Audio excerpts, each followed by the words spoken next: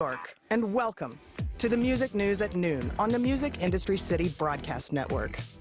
This is where we look at the latest headlines in music, tech, and what's going on in the industry. We'll be starting the program in just a few moments, but first, some notes about today's program.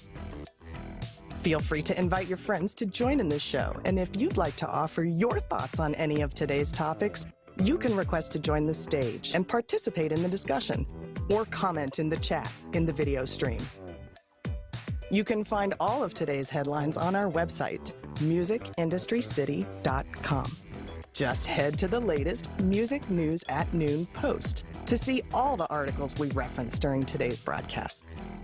You can also register for free to get unlimited access to all the articles, news, and events in the city.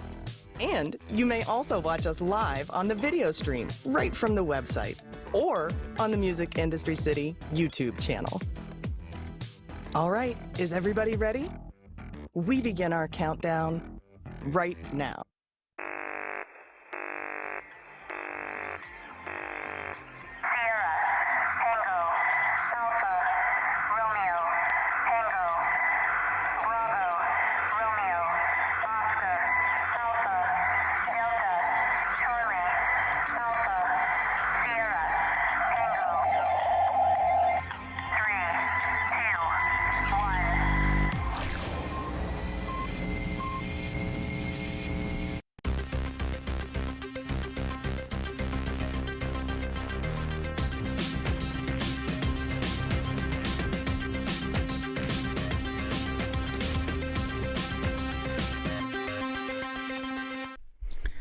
Hello and welcome. It's great to have you with us on this Tuesday. I'm Peter Schwing, and here's what's happening. Facebook is building its own metaverse. UK Music Report reveals damaging effects from COVID. Pandora and SoundCloud launch a new station. Instagram retires IGTV. And Spotify hails new Senate bill targeting tech giants.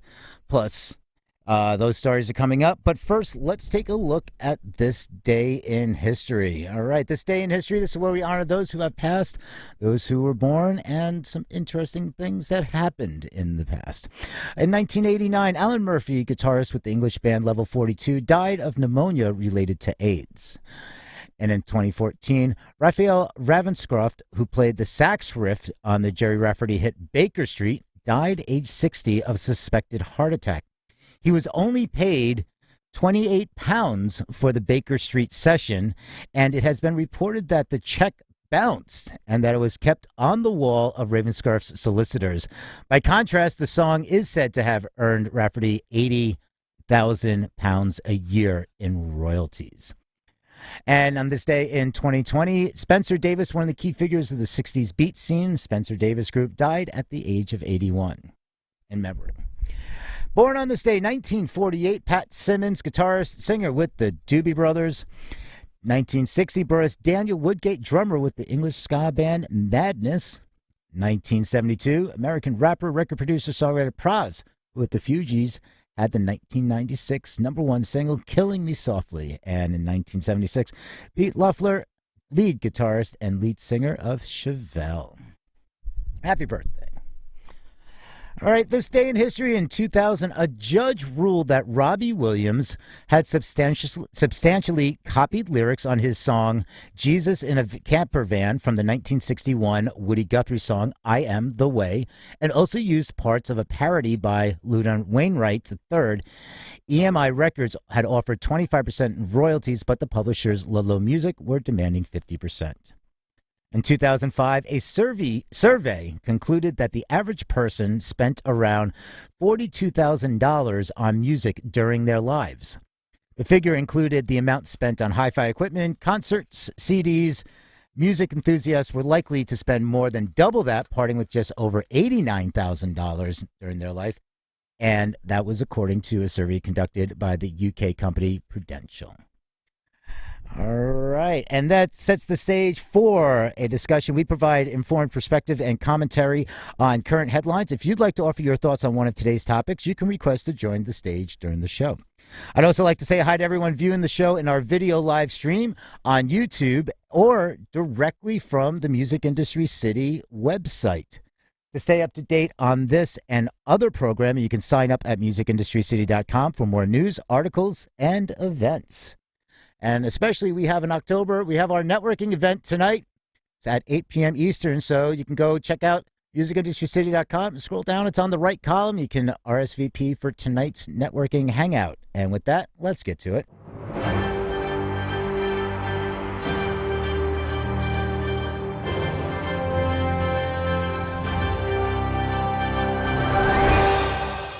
All right, and this one comes from Music Business Worldwide. To access all the articles referenced in today's show and throughout the week, visit musicindustrycity.com and view today's music industry news at noon post. All right, watch out, Fortnite and Roblox. Facebook is building a metaverse all of its own. In the last 18 months, tech companies have battled for audience and ownership of the metaverse. Epic Games, the creator of Fortnite, and Roblox Corporation are two of the main players in 2021. Roblox went public on the New York Stock Exchange in March after closing a $520 million Series H funding round led by Warner Music Group. In April, Epic announced a $1 billion fundraising round with $200 million coming from Sony Group Corporation. And in July of 2020, Sony invested $250 million in Epic. Fortnite and Roblox have huge audiences with 350 million registered players as of 2020. And Fortnite has 43 million daily active users as of May of 2021. For Roblox, who can play games, watch concerts, and communicate with each other, players virtually in each company's own version of the metaverse. In addition to owning the VR game Horizon Worlds, Facebook also owns Oculus, one of the world's most popular VR tech businesses. This weekend, Facebook announced ambitions to hire a large and highly skilled staff in the EU over the next 5 years to construct its own version of the metaverse. It announced last month that it would invest $50 million in the project, which it expects to take 10 to 15 years to complete. Facebook defines metaverse as a, quote, new phase of interconnected virtual experiences using technologies like virtual and augmented reality. And the company wants you to use this VR world to, quote, hang out with friends, work, play, learn, shop, create, and more. In July, CEO Mark Zuckerberg told The Verge that his goal is for Facebook to transition from a social media company to a metaverse company. He further explained the scope of the ambitions for the project, quote, I don't think in the future people are going to call the work that individual companies do a metaverse. Hopefully, if we're successful collectively in building a system that's more interoperable and where you can teleport between things, it should all be the metaverse. Each company should not have its own metaverse. He added, hopefully in the future, asking if a company is building a metaverse will sound as ridiculous as asking a company how their internet is going. So I just think in terms of giving a sense of sort of where this should go. Facebook reiterated in its latest announcements that, quote, no one company will own and operate the metaverse and insists that, like the internet, its key feature will be its openness and interoperability. I'm confused. They're saying nobody's going to own the metaverse, but then they're talking about they're building their own and that no company should own it, but they're building it. That's a little scary. I think this is where we start turning to Hollywood and look at some of these dystopian sci-fi movies. I mean, the fact he's saying that I don't think in the future people are going to call that work individual companies do the metaverse. Hopefully, if we're successful in collectively in building a system that's more interoperable. So is this going to be like an open source metaverse, or is Facebook going to be owning this? I mean, they already have, with Oculus, it's required that you have a Facebook account. So you're now, once you buy an Oculus, you're locked into your Facebook account again. They're already pushing Facebook stuff into Oculus. And then they have Horizons. And they have venues. So Facebook already has their metaverses being tested out in a sense, or their VR worlds. But this is it gets a little frightening when you start saying that we don't want to be a social media company, we want to be a metaverse company. And then they talk about it being open. So a little confusing there, and just something to keep an eye on. All right. Humble Angel Records launches app for Spotify playlist alerts. This comes from Music Ally. Humble Angel Records is the streaming-focused imprint launched by former Playlist Net and WMG executive Kieran Donahue in 2018. Now, the company is diversifying beyond simply releasing tracks by releasing an app. Available for iPhone, it's called Playlist Alert app and is mainly aimed at artists, managers, and labels. The app enables people to choose tracks and get notifications when they are added to Spotify curated playlists, as well as tracking how they move up and down the running order of those playlists over time. The app also monitors Spotify's Viral 50 and the Top 50 charts from around the world.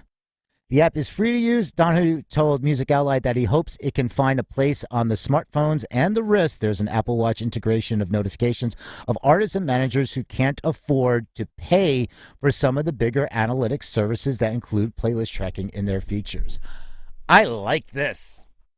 I mean, this is, podcasters, most will have like Chartable. You want to see where you're moving up and down. You want to see where you're trending. People like to use, if you're an artist or band or like a label and you have artists and you're not using Google alerts, I mean, definitely get into that. Set up RSS feeds, announcements like search terms, and you get those emails when you are mentioned in the media. Of course, some people I like to have my own name in there. Not saying that there's a lot of coverage out there, but it's actually very interesting for me when my name actually shows up on the internet. I'm like, wait a second, what is this rando thing? But yeah, I mean, it's really good. I think this is a cool feature. The fact that you'll be able to track, as an artist, you'll be able to see when you are added to a playlist, which is a great functionality. All right, let's move over to the UK. And this one is from ukmusic.org. UK Music calls for government action to boost recovery as new music report reveals COVID wiped out 1 in 3 music jobs. Launching the report, UK Music called on the government to introduce tax incentives and other employment-boosting measures to help the sector rebuild after the pandemic. It also called for urgent action to resolve the problems facing musicians and crew touring the EU. The measures are outlined in a new music industry strategy recovery plan drawn up by UK Music and included in the new report. The key findings about the music industry contained in This Is Music 2021 include the huge economic contribution that music made to the UK economy in 2019 almost halved as a result of the pandemic, falling by 46% from a record £5.8 billion GVA in 2019 to $3.1 billion in 2020. The pandemic triggered a wave of job losses across the UK music industry, which saw 1 in 3 jobs lost in the sector as the employment level fell by 35% from 2019's all-time high of 197,000 to 128,000 in 2020. Exports suffered 23% drop from £2.9 billion in 2019 to $2.3 billion last year, according to the economic study which UK Music has carried out since 2013 with its members. UK Music is calling on the government to implement tax incentives for the music industry to stimulate jobs and growth, urgent action to remove the barriers to touring the EU, a permanent reduction in VAT tax on live music event tickets, more funding and support for music exports, boosting funding for music education and for the self-employed to help secure the talent pipeline. Yeah, this has been ongoing. This has been a push. I mean, there's been a lot of challenges, especially in the UK. It's stop and go. There's been, and the whole EU thing, the traveling in the EU, touring. I mean, this is, this goes deeper than just pandemic. This is part of Brexit. And so there's a lot going on, and we've been covering a lot of this. If anybody's has any thoughts, they want to share something, feel free to raise your hand and join the stage or comment in the video chat. All right, one more sticking on international here. Well, international is outside the U.S. to me. This one is from IQ Mag. Iceland Airwaves returns with live from Reykjavik. The team behind Iceland Airwaves has announced the return of streaming event live from Reykjavik in lieu of the brand's flagship festival. The festival was expected to take place in Iceland's capital this November, but was called off for a second consecutive year due to the pandemic. Instead, organizers have announced the second edition of Live from Reykjavik, which this year will be reduced from 2 days to 1 and will take place as a hybrid event. 16 international and domestic acts will perform across 4 iconic Reykjavik venues on Saturday, November 6th. The venues will host small audiences, but due to the current gathering and safety restrictions, fans can only purchase tickets to one location. The global live stream event, provided by Nova TV, will open up at 2000 GMT on the same day and remain open for 24 hours. Tickets are available worldwide starting Wednesday, tomorrow, October 20th. And Iceland Airways will return to the capital from November 2nd to the 5th in 2022. All right, we're going to move over to some tech news, music, tech. Let's go over to TechCrunch. Pandora is partnering with SoundCloud to launch a new station. The Lookout by SoundCloud is a new Pandora station that intends to promote music from the, quote, hip-hop superstars of tomorrow. SiriusXM, Pandora's parent company, has joined with SoundCloud to offer a similar show on its Hip Hop Nation channel. It's supposed to note SiriusXM had invested $75 million into SoundCloud last year. One of SoundCloud's most popular playlists, The Lookout, inspired the new station. The playlist has now become a hotspot for identifying new hip-hop talent. There will be a new artist every week on The Lookout. So they're talking about SiriusXM clearly wants to attract younger listeners with its SoundCloud collaborations. A TikTok radio channel on SiriusXM aiming to appeal to a younger demographic has also recently started. The station is modeled after TikTok's For You stream. And finally, SiriusXM and Pandora have also partnered with Simplecast and Stitcher to compete in music and podcast streaming. SiriusXM recently teamed with Audio Up to create new original scripted podcasts. All right. We're going to stay on some TechCrunch here, but we're going to talk about Clubhouse. Is anybody here familiar with this thing called Clubhouse? Well, they are giving musicians a new high-quality audio mode. And if you haven't updated already, you're going to need to do that update. Last week, Clubhouse unveiled a new music mode, reaffirming its commitment to social audio in all its forms. The new music mode will be first available on iOS before moving to Android. With the new functionality, users will be able to, quote, broadcast with high quality and great stereo sound necessary for a pleasant listening experience. Music mode will also allow pro audio equipment like mixing boards and mics to be connected to Clubhouse. In late August, Clubhouse added spatial audio, a function that gives users the impression that different speakers in one of its group audio rooms are speaking from a distinct physical locations, which created a more realistic impact. To turn on music mode as a speaker, tap the 3 dots in the upper right-hand corner and choose audio quality, then select music. Clubhouse replayable clips will also support the higher quality audio in their recordings. Beyond music mode, Clubhouse is moving its search bar to the top of the feed, and users can now wave at each other through the search bar on the iOS. So, hi, everybody. I'm not going to go through the whole waving, but, I'm waving to you right now, and I'm waving to everybody in our video live stream. So if you want to see what it looks like, you can go right to musicindustrycity.com and just on the left sidebar, you'll be able to see and just click the start button and you're like, hey, that's what this guy looks like. And I got my hat on. So, all right, let's talk about Instagram. Let's talk about Instagram. This one is Instagram is no more as IGTV. Instagram is no more. Ooh, let me backtrack that one. All right. IGTV is no more as Instagram decides to retire it. If your audience is on Instagram and your way to reach them has been through videos, then you're no doubt used the platform's IGTV. You've probably also felt that IGTV is a bit clunky in the gram scene of the Instagram experience. Yes, For anybody that's been, the complaint is like, we're confused by what Instagram is these days. Well, it was marketed as a separate build brand from Instagram. Now the platform has announced that it is streamlining things by dropping the IGTV brand completely and merging it into more general, quote, Instagram video section. As explained by the company, quote, starting today, we are combining IGTV and feed videos into one format, Instagram video. We're also interested in introducing a new video tab on the profile where this combined video format will live to make it easier for people to discover new video content. We love that our creator community has embraced video as a key format to tell their stories, entertain, and connect with their audiences, and that's why we want to make it even simpler to create and discover videos on Instagram. What that means is IGTV and feed videos can now be found in the same place. This doesn't change the way you upload videos, as that still happens from the camera roll by clicking the plus sign at the top right corner of the Instagram homepage and selecting post.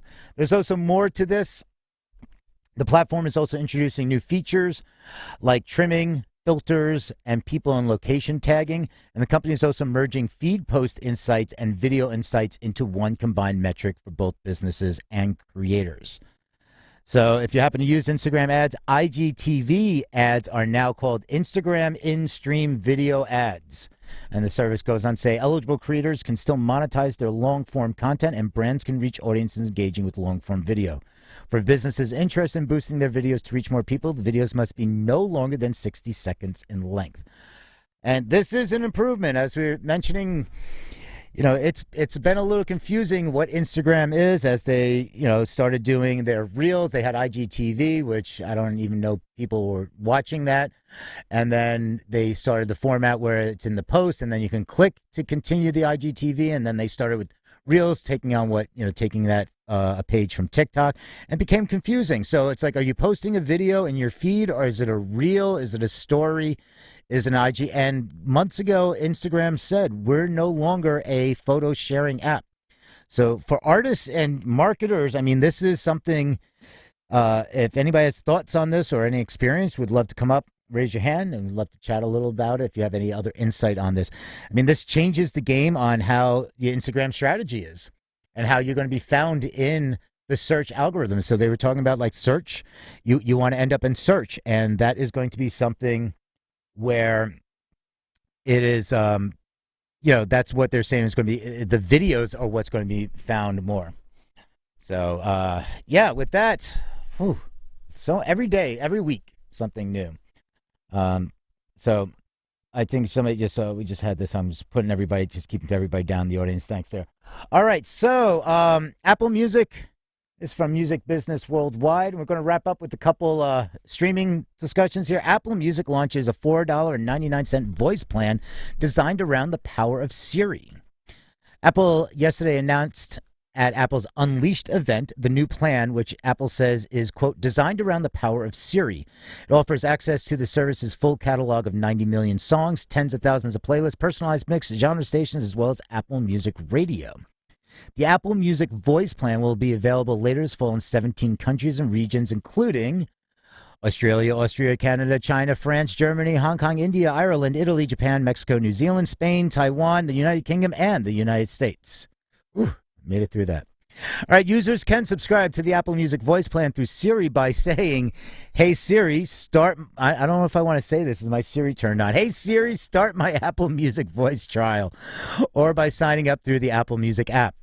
Non-subscribers who ask Siri for music get a 7-day free trial with no auto-renewal.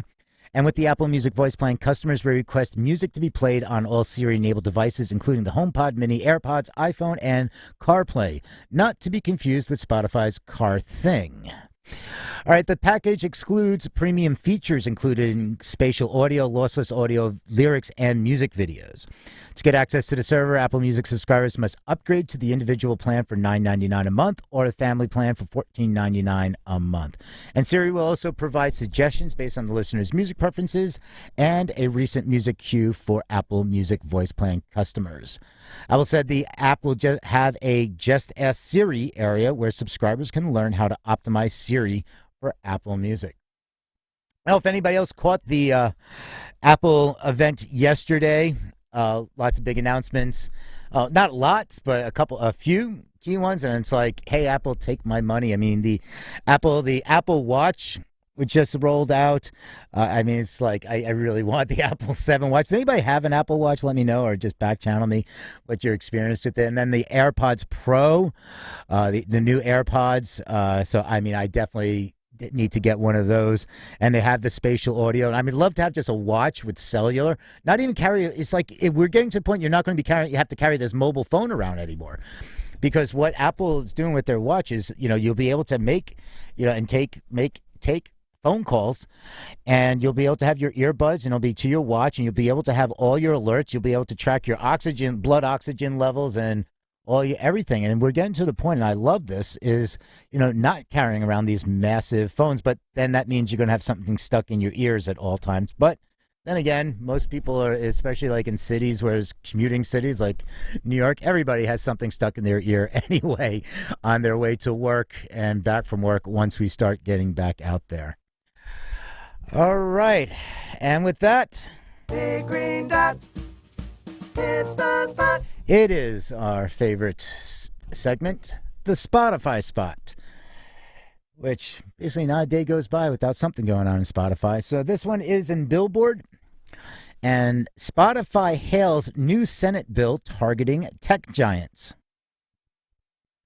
A new Senate bill filed Monday, October 18th, would stop powerful online platforms like Apple, Amazon, Google, and Facebook from stifling competition.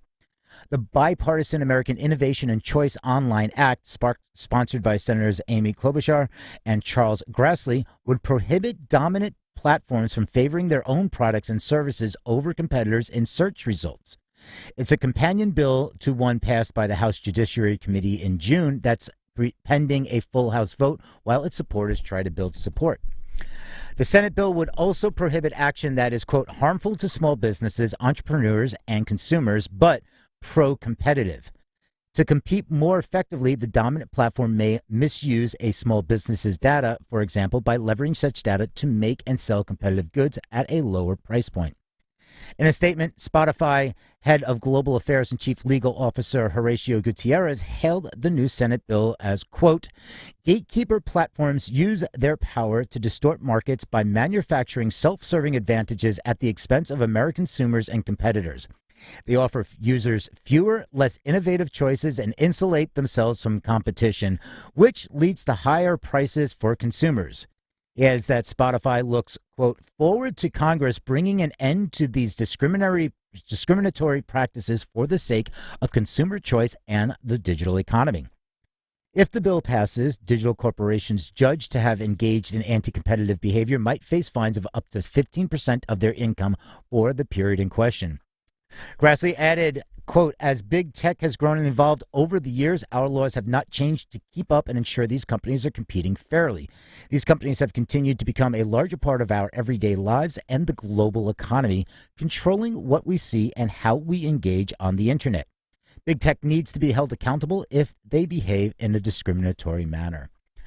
All right, well, this comes on the heels, over months ago, Spotify was filing lawsuit against Apple because you couldn't have in-app purchases and all this. I mean, but then people are going to say, well, hey, this sounds great. Spotify supporting this because these big tech giants going with Apple, Amazon, Google, and Facebook. But, when you look at Spotify in the scheme of things, what would they, in the music streaming platform or service or podcasting, it's like, well, aren't they considered one of the most powerful platforms, and haven't they done something? So it's really convenient for them. This is what people, if you like what you're looking on the socials, and it's what people are talking about. They're like, well, how convenient for them to support this when they're, it's for them, but then what are they doing for the music industry?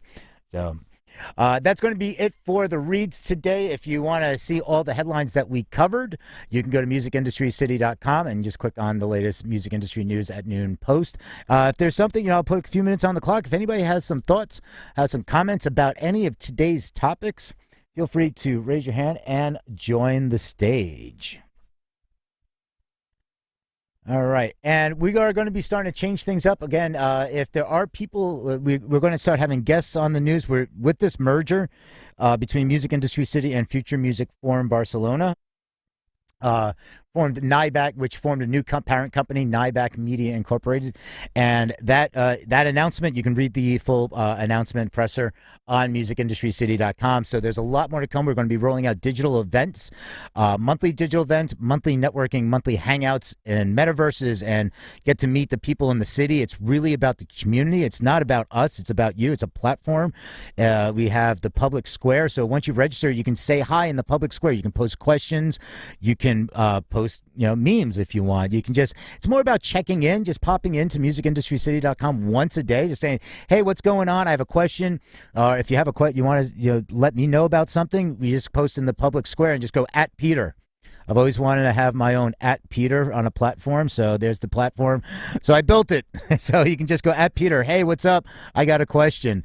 So yeah, try it out and feel free to share. We're really building this up. This is about the community. We'll be having an annual conference in Barcelona, and that's going to be in September of 2022. It's actually September 20 through the 22nd of 2022. So those numbers are easy to remember. And with that, I think that's going to be it. And, check us out. And we're going to be doing this again tomorrow. So that does it for the Music Industry News at noon on this Tuesday from New York. We will see you tomorrow. Thanks for watching. I'm Peter Schwing. Have a rockin' day.